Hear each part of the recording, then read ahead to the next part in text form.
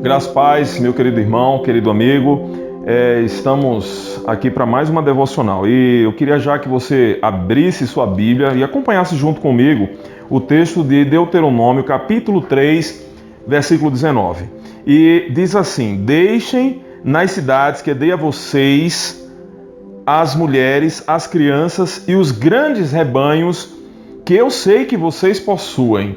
Em outra versão diz, a ordem de Deus era para que aquelas 2,5 tribos, que ficaram da além do Jordão, eles deixassem os seus rebanhos, e a Bíblia diz assim, que eu sei que são muitos, não é? Então, é algo que eu queria trazer para a sua reflexão nesse dia, é que nesse tempo de crise, ou em qualquer outro tempo de crise, é possível você prosperar. Não é? O que me chama muito a atenção na história do povo de Israel é vê-lo durante toda a sua caminhada no deserto. Olha, o deserto, todos nós sabemos, é um lugar de dificuldade, o calor é extremo, os recursos são escassos, mas mesmo assim o que me foge da compreensão é como o povo de Israel conseguiu prosperar tanto, a ponto da Bíblia dizer, do próprio Deus reconhecer que aquelas 2,5 tribos que iriam ficar da além do Jordão,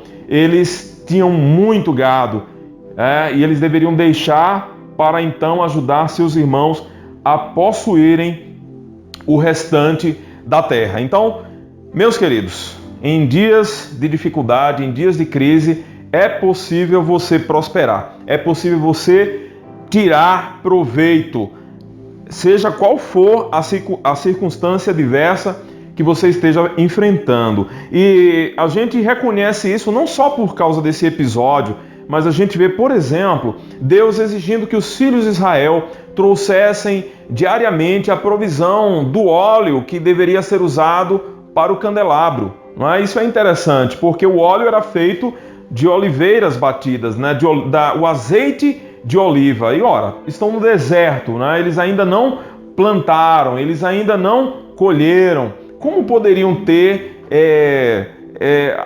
material para poder fazer o azeite e cumprir assim a ordem do Senhor? Outro detalhe também que a gente percebe isso e entende que o deserto, as dificuldades, as lutas que nós passamos, não significa exatamente que a gente tenha que sofrer junto com elas. Às vezes são difíceis, mas a gente tem que crer num Deus que provê todas as coisas, a gente tem que crer num Deus que Ele faz o possível para nos abençoar, Ele tem interesse em nos abençoar. E para isso é preciso ter uma postura de fé, para nos apropriarmos daquilo que Deus colocou à nossa disposição. E aí a gente percebe isso também nas festas que Deus deu para o povo de Israel. Eu estava contando, em toda a história do povo de Israel, havia a exigência de que o povo de Israel celebrassem 7 festas. Começava com a Páscoa, depois vinha para a semana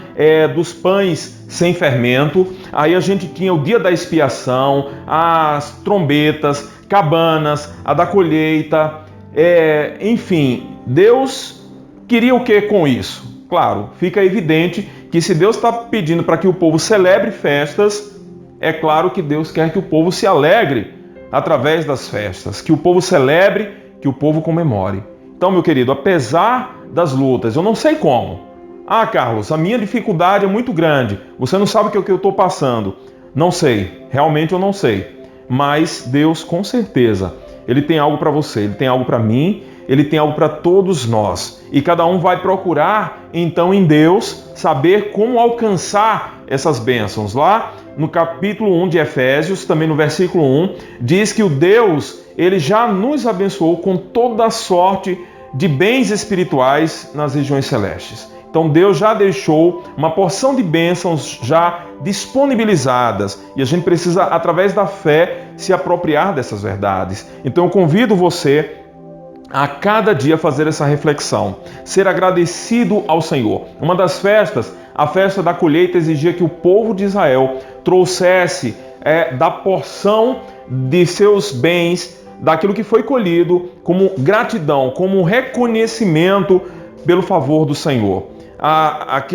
Uma dessas festas, a da colheita, dizia para que o povo reconhecesse, agradecesse ao Senhor. Então trazer uma oferta a Deus não é só por causa de um mandamento, mas é sinal de gratidão ao Senhor. Então eu convido você para que nesses dias, e não apenas nesses dias, mas para todo o restante da sua vida, você faça uma boa aplicação disso, tá certo? Que o deserto nem sempre é lugar de sofrimento e é possível sim você prosperar nele. Vamos lembrar duas histórias interessantes. A primeira é de Abraão, não é? Quando houve uma fome sobre a terra, Deus manda ele ir para o Egito. Ora, o Egito mais tarde seria o lugar do cativeiro dos seus descendentes. Depois disso, o próprio Isaac passa também por situação de fome na terra. E Deus diz, vai lá para a terra dos filisteus. Ora, mais tarde, todos nós sabemos que os filisteus apertaram o povo de Israel quando já estavam estabelecidos na terra. Então, meu querido, nem sempre estar no meio do inimigo, estar no meio de um lugar ruim, não significa que a gente não consiga tirar proveito, não consiga prosperar e não consiga celebrar. Pelo contrário, Deus quer que a gente celebre a cada vitória. Vamos orar? Senhor Jesus, nós te louvamos pela tua palavra, que ela seja revelada no coração dos meus irmãos nesse dia. Ó Pai, que o Senhor traga esse entendimento à nossa mente, ao nosso coração, para que exercitemos e andemos em fé nesses dias de dificuldade pelas quais cada um dos irmãos tem passado, ó Deus, a nação como um todo, o mundo como um todo, mas nós, ó Deus, queremos confiar no Senhor e depender da provisão do Senhor, como diz o Salmo 23, o Senhor é o meu pastor e nada me faltará. Que tenhamos essa fé e essa convicção em nossos corações, no nome de Jesus. Amém.